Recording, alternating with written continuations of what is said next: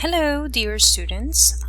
This is Andrea Gomez, and I'm going to explain how we use a SpeakPipe to record our voice and send the link to our teachers. First, in your presentation, you have a link for a SpeakPipe, so click here.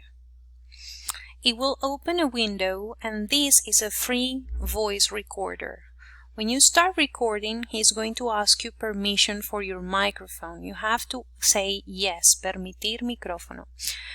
To begin our recording, we start on recording.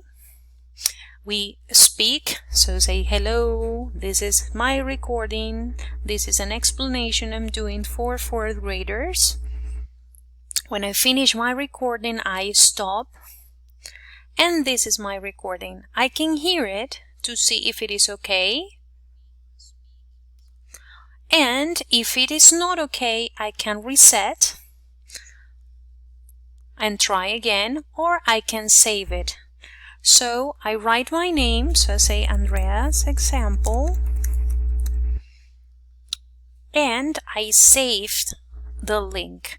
This moment is processing my recording. I wait for it, and now I have my link with my recording.